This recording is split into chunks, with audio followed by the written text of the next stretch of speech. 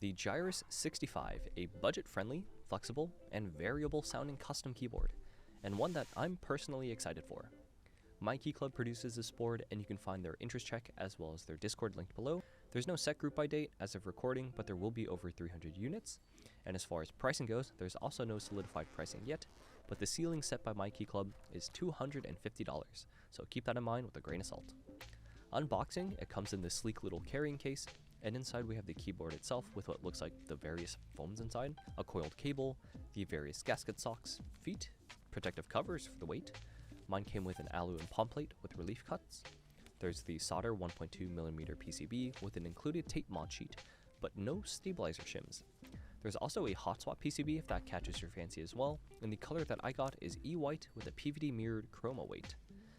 The interesting thing about this board that caught my eye is the mounting. If you know me, I'm a big fan of flex, and this board is super flexy. It's plateless PCB gasket mounted, similar to the 7V or like the Studio Orchestra New.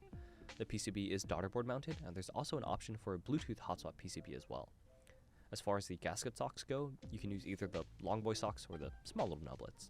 This board features a screwless design like the Vega, a 6-degree typing angle, 19.3mm front height, and offers QMK and VIA support.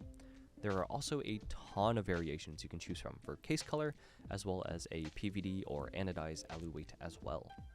For this build, we're going to be going with what I'm affectionately calling the Pure Peaches, a pure berry housing with an S1 Peaches stem. I kinda wish that the kit came with shims, as my 1.2mm TX stabs did sit a little loose, so I used a Soulmate shim to snug it up. I do also heavily recommend a plate support fork, as both the PCB and plate are very flexible. Also, one more thing.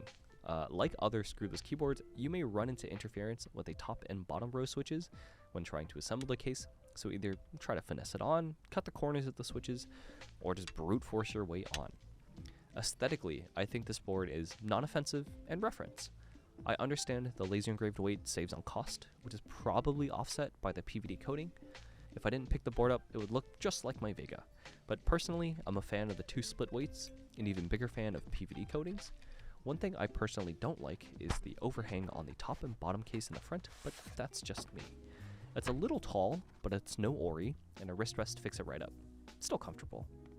As far as sound goes, it can be pretty flexible, given that there's a ton of variations with the foams and tape provided, and I'll play a few sound tests with the different variations.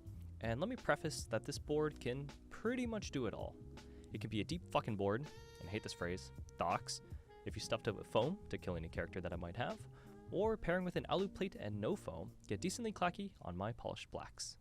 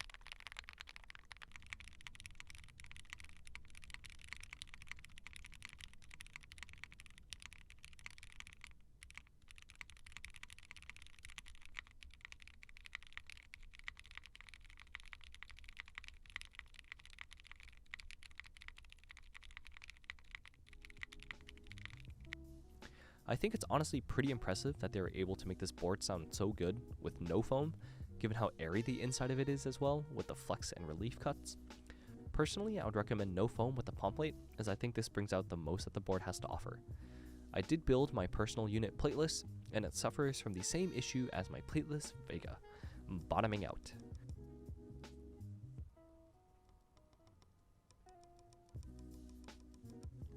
Feel-wise is where this board shines, and I have to say it is quite comfortable to type on. As you know, I love my flexible keyboards, and with the palm plate and no foam, I think is a sweet spot of a decently bouncy typing experience without feeling that trampoline reverb in the other keys when I'm typing. Even on the Alu Plate, there's a good amount of flex. And for plateless typing, it's less jarring than my Plateless Vega, as it's a more refined plateless experience. It does have more flex than the new N7V, granted that the JRIS has huge flex cuts. Overall, for a board that will cost up to $250, I think this is a solid board. It offers a flexible plateless mount, Bluetooth capability, a ton of different colors and weight options, and sounds pretty good and feels even better. However, let's go over some small caveats. The JST is really fucking short, so good luck with that. The plate foam I have is also really thick for some reason.